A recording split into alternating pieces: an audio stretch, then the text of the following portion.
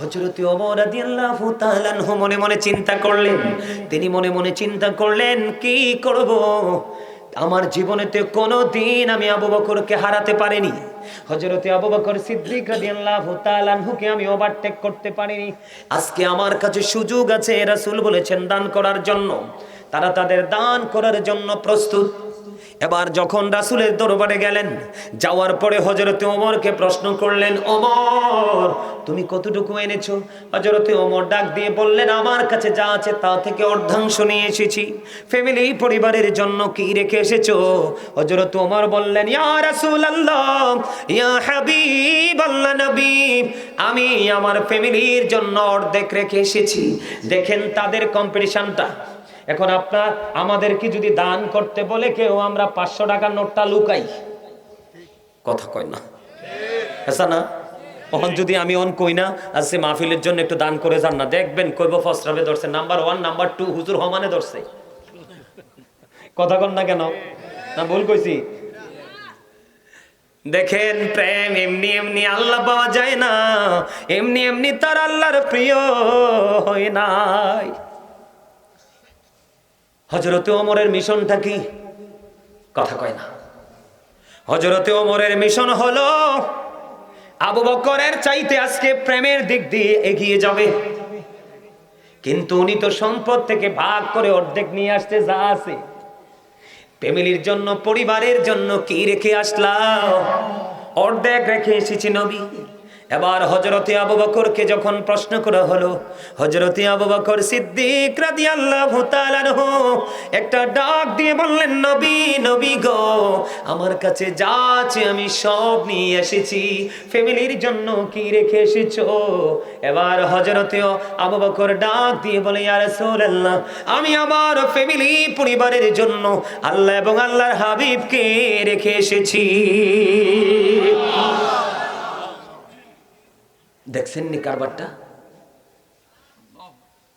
আল্লাহু আকবার বলেন না জোরে জোরে। কি তাদের মধ্যে দেখেন, রাসূল শুধু বলেছে দান করো, কি করো? ওমর পাগল হয়ে গেছে, জীবনের সব কাজে আবু বকর এগিয়ে। আজকে আমার কাছে ভালো মাল আছে, আমি আজকে হযরত আবু বকরকে হারাবো। কিন্তু আবু বকরের প্রেম, আমার নবীজি ডেকে ডেকে বলে, আবু বকরের সম্পদ আমার যত কাজে লেগেছে, আর কারো সম্পদ এত কাজে লাগেনি। আবু বকর দু চোখের পানি ছেড়ে দিয়ে কান্দে আর বলে, নবী নবী গো, আমার জীবন আমার দৌলত যা আছে সবই তো আপনার। জোরে জোরে বলেন না সুবহানাল্লাহ। ও বন্ধু, আবু বকর এমন প্রেমিক ছিলেন রে। আবু বকর শুধু একটু শুনেছিলেন যে আবু বকর কিনি নবীজি হিজরত করবে। হিজরতের রাত্রিতে গভীর রজনীতে শুধু আবু বকরের ঘরের দরজায় একটা টোকা দিছে নবীজি। কয়টা? মাত্র একটা টোকা দিছে রে। পাগলের মতো দরজা গলে হাজির গো নবী, আমি হাজির। আবু বকর কেমন করে সম্ভব রে এই গভীর রজনীতে একটা টোকা দেওয়ার পরে এত স্ট্রেট ভাবে হাজির হওয়া?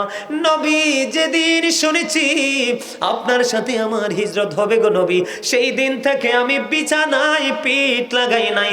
কখন জানি রে আমার নবীর ডাক আসে। এটার নাম হলো বন্ধু প্রেম।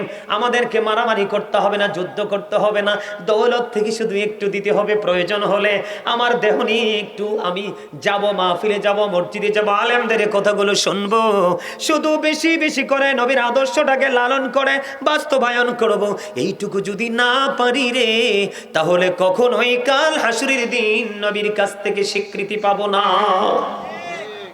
নসিবে জুটবে না সেই দিন স্বীকৃতি। বন্ধু, বড় মুশকিল হয়ে যাবে সেই দিন। আপনারা জানেননি আবু বকর এমন একজন প্রেমিক ছিল। ও বন্ধু, একদিন নবীজি প্রশ্ন করলেন সাহাবায়ে কেরামদেরকে যে তোমাদের মধ্যে কে আছো আজকে রোজা রাখছো? বুঝে নেবেন কিন্তু অত্যন্ত প্রেমের একটা হাদিস, শিক্ষণীয় হাদিস। দেখেন, আপনাদের মধ্যে কে আছেন আজকে রোজা রেখেছেন? আবু বকর হাত তুললেন, ইয়া রাসূলুল্লাহ, ইয়া হাবিবাল্লাহ নবী গো, আমি আজকে রোজা রেখেছি। প্রশ্ন গেল একটা, 2 নম্বরে নবী প্রশ্ন করলেন, আপনাদের মধ্যে কে আছেন আজকে জানাজার নামাজে অংশগ্রহণ করেছেন? এবার আবার আবু বকর হাত তুলেন, ইয়া রাসূলুল্লাহ, আজকে জানাজায় আমি অ্যাটেন্ড করেছি। আল্লাহু আকবার বলেন না। তৃতীয়বার প্রশ্ন করলেন, কে রে আজকে মিসকিনকে খাবার খাওয়াইছো? আবার তৃতীয়বার আবু বকর সিদ্দিক রাদিয়াল্লাহু তাআলা আনহু হাত তুললেন, ইয়া রাসূলুল্লাহ, ইয়া হাবিবাল্লাহ, নবী গো, আমি আজকে মিসকিনকে খাওয়াইছি। আমার নবীজি হাদিসে এসেছে 4টা প্রশ্ন করেছেন।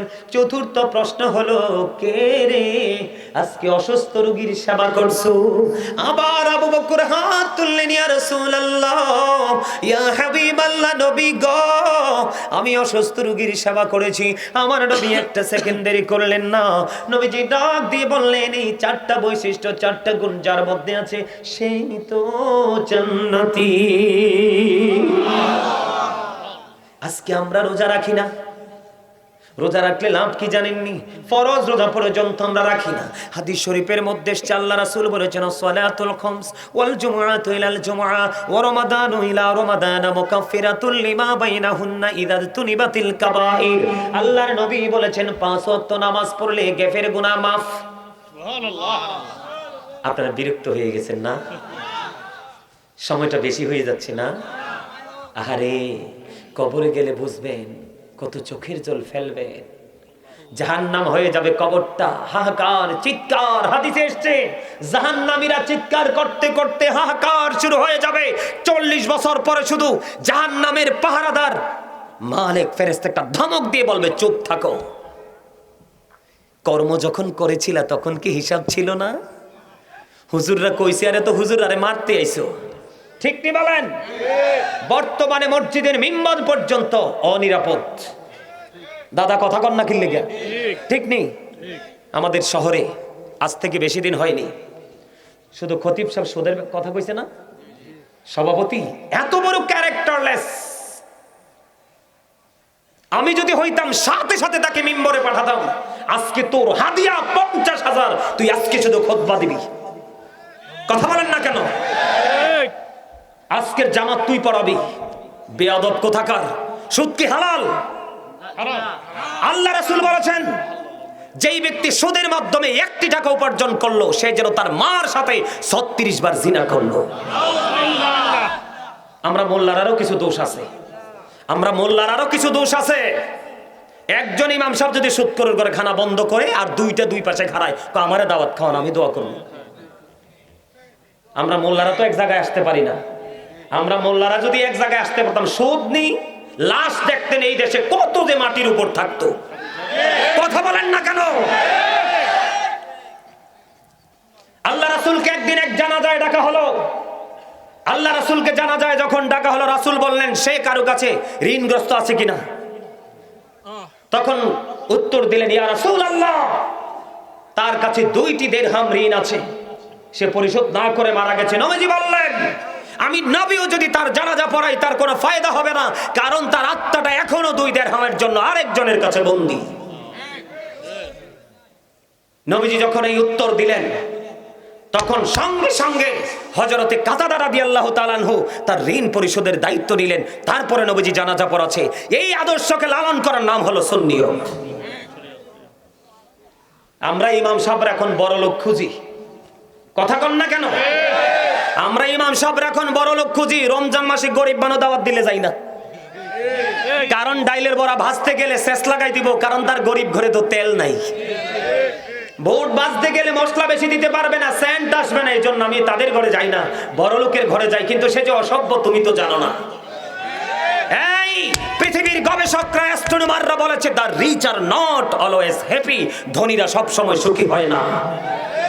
আর the rich are not always happy, ধনীরা সব সময় সুখী নয়। The poor are born to suffer, গরিবরা জন্মগ্রহণ করেছে দুঃখ ভোগের জন্য। এই বাংলাদেশের কিছু ক্যারেক্টারলেস বড় লোকের কারণে আজকে এই দেশের গরিবরা নির্যাতিত, লাঞ্ছিত, অপমানিত। ঠিক কিনা বলেন? এই পৃথিবীর আকাশ নিষ্ঠুর হয়ে গেছে। গরিব মানুষের কোথাও কোনো দাম নাই। কথা বলেন না কেন? আরো জোরে। আগের যুগের মানুষের তুলনায় এখনকার মানুষের হায়াত একেবারে কম। আগের যুগের মানুষের মুখের রুচির তুলনায় এখনকার মানুষের রুচি নাই বললেই চলে। কথা বলেন না কেন? আগের যুগের মানুষ যে রোগের খবর জানতোই না, কোনোদিন শুনেইনি, এই অজানা রোগ এসে আমাদেরকে ধরেছে। এগুলো কেন জানেন?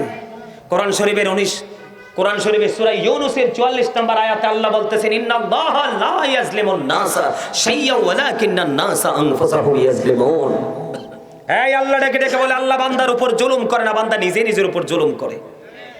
এখন আল্লাহ কয় যারা জুলুম করে, আল্লাহ ওয়াজ করে আমি না, আমারে ভালোবাসলে বাসেন, না বাসলে নাই। আমি একটু পরে নেমে চলে যাব, হয়তো জীবনে আর দেখা হবেও না, আবার হয়তো দেখা হইতেও পারে, কিন্তু হক কথা তো না বললে যাওয়া যাবে না। আল্লাহ কইছে ওয়াকুলু কাওলান সাদীদ, আল্লাহ বলেছে সে দা রাইট থিং, সত্য কথা বলো, সঠিক কথা বলো, সত্য ইনস্ট্রাকশন দাও। কেননা আপনার আমার নবী সে ট্রেনিং দিয়ে গেছে। হি ওয়াজ ভেরি ট্রুথফুল, তিনি ছিলেন শ্রেষ্ঠ সত্যবাদী।